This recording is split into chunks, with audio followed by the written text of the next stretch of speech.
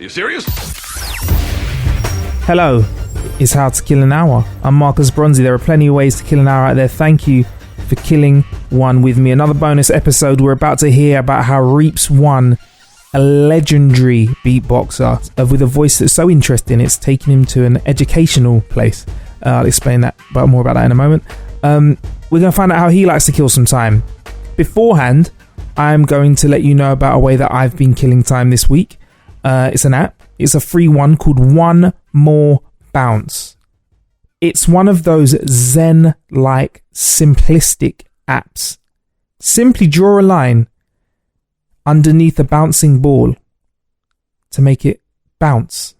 Don't let it hit the floor though. You have to keep drawing lines as it bounces side scroll-esque along a maze which changes in height and has little jagged bits of it, so you've got to make sure that you make sure your ball doesn't hit. And simply you have to get your ball to the end of the level. It's got these interesting new levels, like they actually give you a brand new level every single day you can play. Or there's an endless mode, which means you can literally just continue playing forever and ever and ever. There's a couple of little incentives in the game which can keep you hooked in, where you can customize your ball and other things if you save up enough points from completing levels. You also get an interesting stats page which lets you know how far you've traveled, how many bounces you've completed, and how many times you've died. I don't like to look at the dying statistic. It's a simple game. And it's simply fun. I like it. I've not been doing any out of fives. I mean, for this, out of 5, it gets 3.8. Why hasn't it got the 1.2? Because it's a simple game. It doesn't need to have 5 out of 5 for being a simple game. It's a simple game. It gets a 3.8, but it does simple well. That's One More Bounce by SMG. Anyway, guest on today's bonus episode is Reeps 1. Reeps 1. He's a beatboxer with a voice, like I said, that's so interesting. He's actually going to be doing some lecturing at Harvard in the fall of 2016, so he could be doing some right now actually. And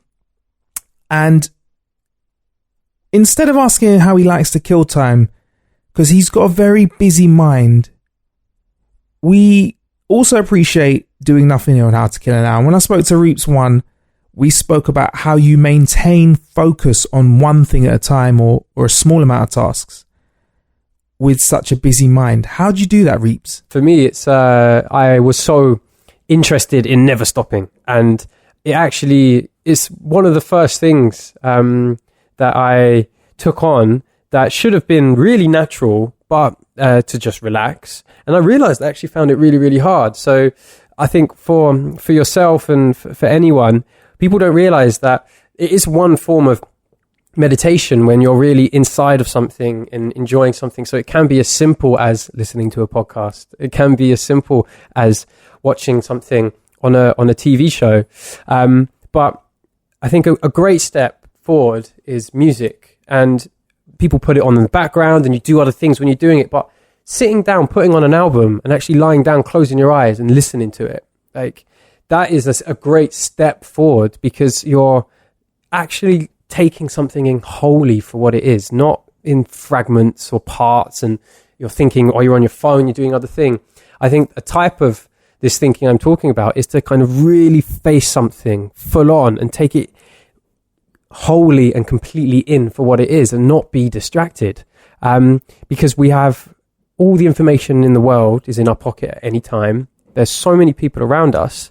Just focusing in on something, it can be a sound. Like a friend of mine went to something called gong meditation, which sounds so ridiculous, but they use sound and people focus in on it. So if you've got a busy mind, instead of just sitting in nothingness and pretending, you focus in on something that is inspiring to you. So sitting down and actually looking at a painting for half an hour, like really taking it in and thinking about it and understanding it, as opposed to being distracted and running around, I just think is a really natural stepping stone.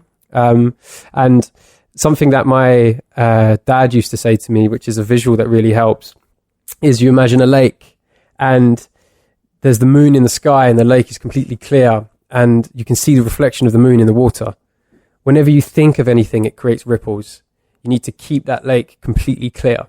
So these visual mechanisms, these audio mechanisms, focus in on something which people, I think a lot of people think is countering to meditation.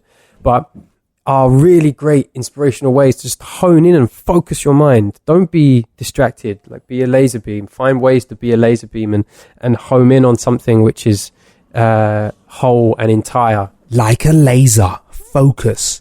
He is very good at focusing, Reeps. Like, if you look at his projects, they require immense focus. He's released a visual project where it's a 360 video on YouTube, and it contains many iterations of himself interacting with himself. And the only way he could really do that, I suppose, on these location shoots was with a great focus. So yeah, make sure you check that out.